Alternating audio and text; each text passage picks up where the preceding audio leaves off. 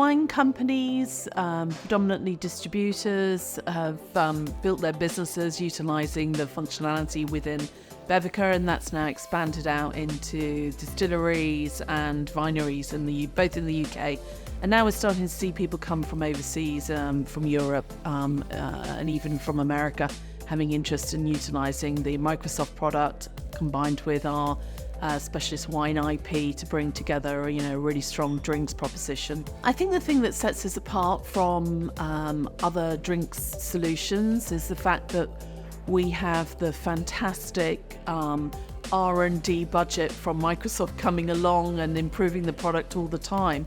So we can spend our time looking at the trends in the drinks sector, but Microsoft is constantly giving us the latest tech for AI, or whether it's virtual agents, or how it integrates with their Office suite, how it integrates with their modern workplace, Teams. So you get communication, you get work tools, all adding to your productivity. But wrapped around all of that is the technology that we know about around the wines, the fine wines, the broking, the cellarage, the vineyards.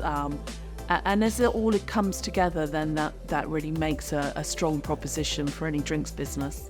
Companies that have traditionally used Bevica a lot are in distribution, and particularly in fine wine and en primeur. But now we're starting to see other kind of drink solutions coming into play, particularly around lower alcohol levels, perhaps no alcohol. We're seeing companies come along that have got different ideas around packaging. Is it wine in a can? Do we need to think about using paper bottles? What's the sustainability around their business? Or have they got consumers that are interested in that sustainability? Are they able to track, how many air miles a particular wine has done, that kind of thing.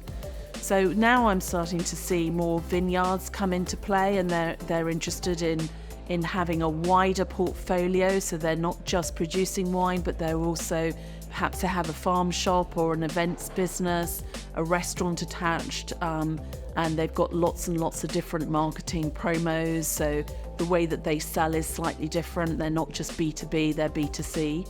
The changes that I see coming to Bevica in the short term are around the use of being able to link it up with the kind of the co-pilot, so the virtual assistant that every user gets now when they on the Bevica SaaS solution.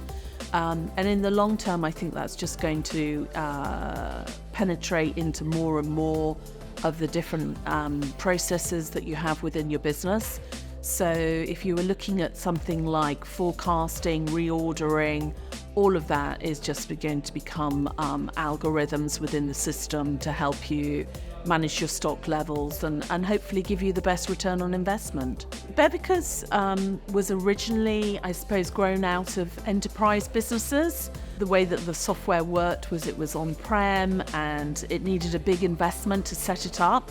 Whereas now the SaaS world is much more about quicker returns on investment. So the idea being that you can get it up and running very quickly and you're not having to invest tens of thousands of pounds to get it up and running.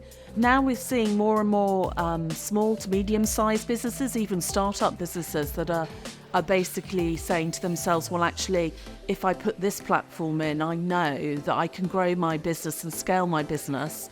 We've got examples of customers who have done that, and take it from a startup to a business that's, turning over 30 million plus now.